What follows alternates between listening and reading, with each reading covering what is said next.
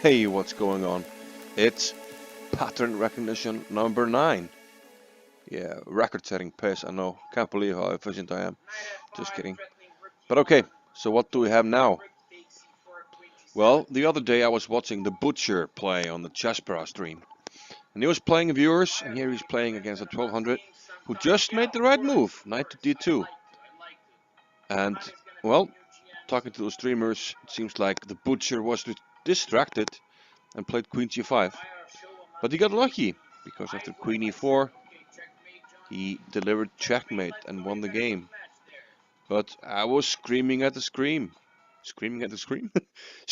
Screaming at the screen when I saw this. And why? Well, because he played queen e4 and got mated.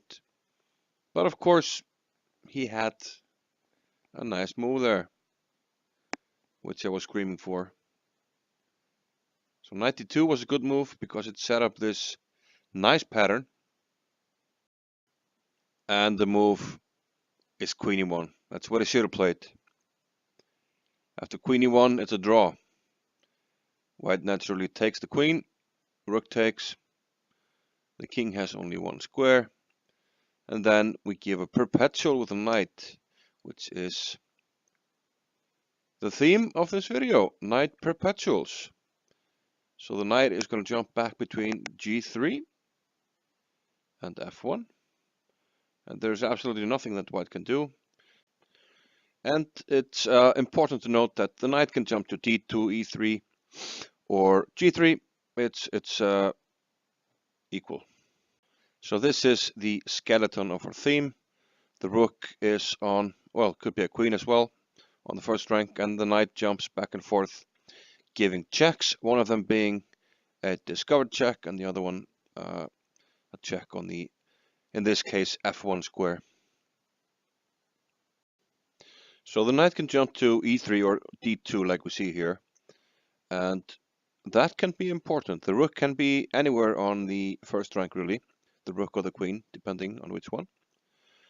But let's see an example. If the rook is attacked here on e1, as in this case, then we need to use the knight to block the e-file. So knight e3 check would be the correct move in this case. So we give the checks, and the same would apply if our rook was on the d-file and it was attacked by another rook. Then we can play knight d2, blocking, and the rook is free, so the king must move, and then we go back and forth. So let's see some game examples of this pattern. Here we have Kramnik with the white pieces. He's playing against Wang Hao. And as we can see, the rooks on the 7th are quite annoying here, and white is being threatened with the mates in 1 here. So Kramnik had to use our pattern here to wiggle out of this one. Play rook b8 check, and this sets up our knight perpetual here. The king must go back, etc. Back and forth, and the draw was agreed. Simple example of this in action. Another quick example here, former world champion Vasily Smyslov had the white pieces, and he's facing some problems here because the d pawn is about the queen, but as we now know, he has the easy solution. I like how the knight jumped here from d8 to e6. The king has to go to h7 and on knight f8. Of course, blocking the king escape to g6, and then the knight works in mysterious ways on this circuit, as we know, and a draw was agreed. Here is a game by Capablanca with white. This was played in a simul, and he's facing some problems after rook c8, which was black's last move. You can see that the black rook is about to penetrate to c2 if needed, and if if the knight were to move, bishop h3 is looming with some weaknesses around the white king. So this could be problematic, but Capablanca found a nice solution to end the game peacefully. A little combination.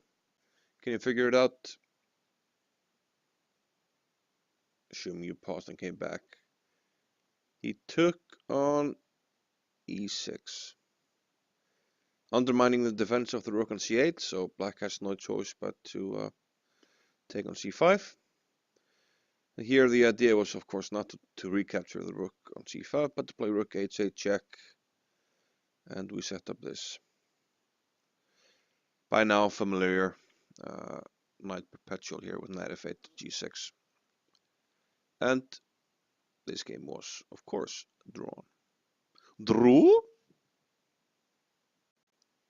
The last example that we're going to look at is quite nice because it brings together this theme, this knight perpetual, and another knight perpetual, which is actually what we'll look at next. But here in Shulman against Gariev in the US Championship, Shulman played an interesting move here. Gariev just played rook d4, attacked the white queen. But now Shulman played the unexpected knight g6. A very nice move. Now, if black takes the queen, we know that by now, then he can play rook to e8, king goes to h7, and we've set up the knight perpetual. So this is a draw. However, that's not what Gariev played. After knight g6, he played king h7. So now the queen is attacked and the knight, but it turns out he can continue checking here in another way on this circuit, and this is different because going back and forth here.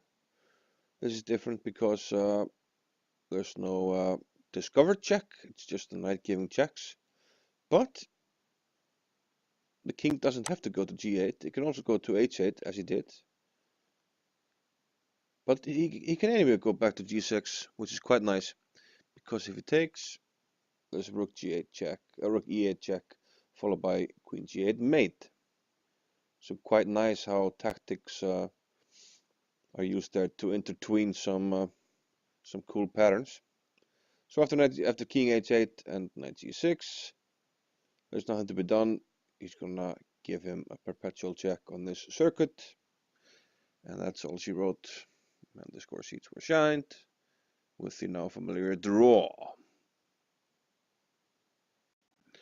So this pattern in the last game, which Shulman used, kind of reminded me of this kind of perpetual check, where the king can't go anywhere, there's a check, and the knight also happens to cover this square. So the king must go to the corner, and now knight g6, and back and forth. And this is a cool, useful pattern as well. And we'll look at a few examples of this one.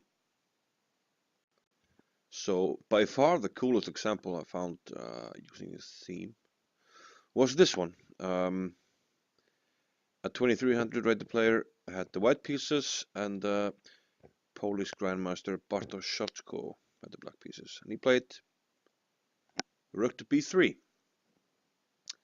Now white managed to force a draw here with a very nice move, knight to h4. And the point of this is that black doesn't have time for knight e7 to block the perpetual check, because the rook on b3 is now attacked, because he opened up the discovery for the rook on g3. So black is kind of forced to take on e3, but then we have knight to g6. And after takes, we have this this circuit here, knight f8 to g6 check with a perpetual. So this game ends peacefully. Quite often it's difficult for the king to be as cramped as in our last example, where well, we do have it on the white side now, but in that case there was a bishop blocking here. But this pattern also happens with perhaps another piece occupying, protecting the square, the escape square for the king. So here with the queen protecting g1, after b5, white could have played knight e4 if he wanted to play for a win, but after b5, this perpetual check is on. And since the king can't go to g1, we can keep checking. And a peaceful result. Here is another one. And yeah, this one kind of funny because black should be winning his upper piece here. But he played knight g3. And after king h2, knight to f1 check. So now if the king goes back to h1, the perpetual check is on, since we're covering g1 with the bishop. And there's a nice point here if white were to take. He can't do that, then another pattern. Attacking pattern, bishop, discovery here. And once the king protects, we come in on the other side and undermine the queen. And we win it. So white is forced to play king h1, and then the knight checks. Knight f1, knight g3. And yeah, I found this a little bit amusing because black is winning, but there's an explanation. Kismatulin had white and Kobalia had black, and this was the World Cup.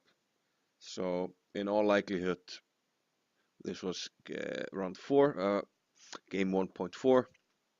So this was the fourth game, and it seems that Kobalia needed a draw to secure his place in the next round, and that's why he forced a draw here instead of playing for a win. This next one, it's very important. It crops up a lot. So we have like the basic skeleton here. The knight moves in to f6. And here, of course, you should be familiar with the Arabian mate if the king goes to the corner, which it won't. But if it does, of course, it's going to get mated. The Arabian mate, rook to h7. This was covered in a previous pattern recognition video. So the king goes to f8, but here white can force the perpetual. The king runs knight f6, covering the rook on d7, and perpetual. The important thing here is the placement of the white rook. It is on d7, and therefore it's blocking the black king from going to d8 and escaping via the d file. And also it's covered by the knight there on f6. So very important, you often see this pattern where the rook must be played to d7 first before you can try to force the perpetual, otherwise the king would escape. And who better to demonstrate this in action than every Russian schoolboy knows? Okay, Alex Ermolinsky. So here, okay, it's very, I know, must play knight f6. Okay, check, king must move. King go to corner, it's checkmate, you know, Arabian mate, every Russian schoolboy knows. So king f8, no, very important. Rook d7, the rook must be on the d file, why? I already told you. Rook is attacked, it doesn't matter. Knight h7, it's a draw. So in Ermolinsky against Benjamin, the game was agreed a draw. If the king moves to e8, knight f6 check, and we see that the king can't go to the d file. Knowing this pattern, rook on the d file on d7, this perpetual is on, and very important, Ermolinsky saved a draw here. Yeah, every Russian schoolboy knows. Another example, a much older one. Here we have Blackburn with white, and Joseph Henry Blackburn. And black was Amos Byrne of the Byrne variation. And he's down a pawn here, and white has the bishop pair, so he's struggling, but he found the best chance to fight, rook d2. And this means that the rook can't really move from the third rank for white, because then knight f3 is on. And that's actually what happened. Bishop d3, black played f5. And here, white moved this rook from the third rank, gave a check, and took an f5. But of course, this allows us to come in with the perpetual knight circuit, knight f3, king f1, knight h2, etc. The king is caught in the perpetual net of the knight. So a nice save by Amos Byrne. Here we see a more modern example. This is Bartłomiej Maseja with white. He's a Polish grandmaster. And his opponent, Alexander Moisenko, the very strong Ukrainian, he has a lot of pawns for the knight. And seems like he's about to win the pawn on b4, for example. So it's interesting to see how he set up our pattern here. He played knight to g5. And with the knight covering these two squares, we're threatening mate. And here black decided to play g6. If he moves the king to f8, then we can start taking pawns, maybe on c7, and then the knight can move into e6, maybe pick up the g7 pawns, and we're getting a lot of pawns. But this allows the knight to go to the f6 square. So now the knight retreated back to e4, and now after black gobbles up the pawn on b4, he's got 5 pawns for the knight.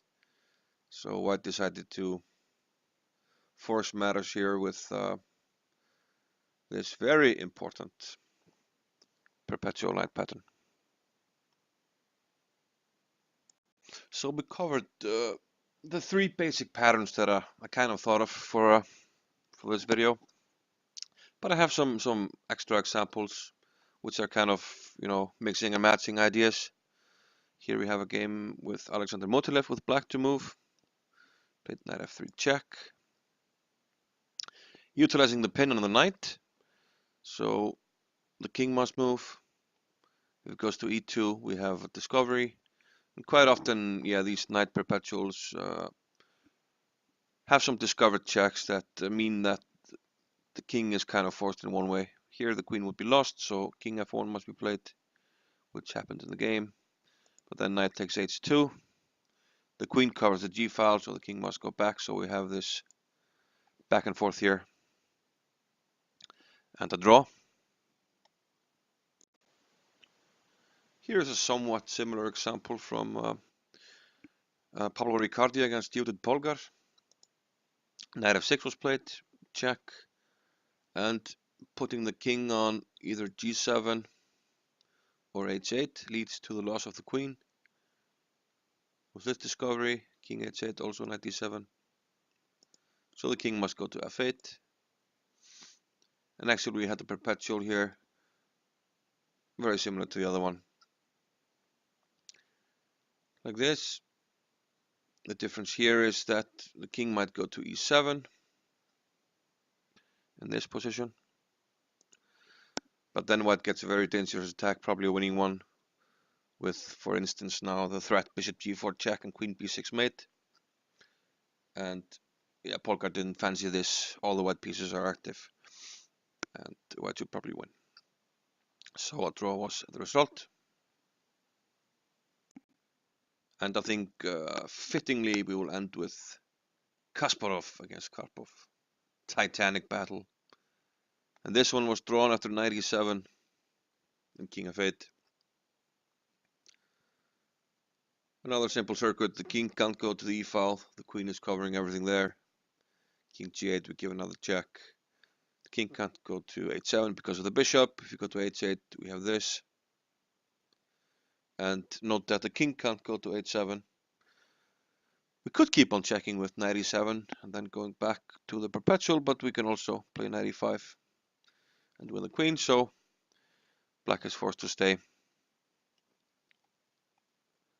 on g8, and then it's back and forth. So yeah. So these were the patterns I wanted to show you. I was inspired, like I said, by the video of the butcher. And who knows, I hope you learned from this, and if you're in the shoes of our friend from the beginning, the 1200 rated player playing the butcher, you will not miss your chance if you get it. So yeah, we had these 3 basic patterns the knight f1 check with the rook or the queen, and then the tricky one with knight g1 f3, knight f1 to g3. The king was kind of smothered, and then the well, kind of the cousin of the Arabian mate, and then some assortments. If you can think of some further examples, point them out. You can contact me, put them in the comments, and we'll work from there. Thank you for watching this, guys. Bye bye.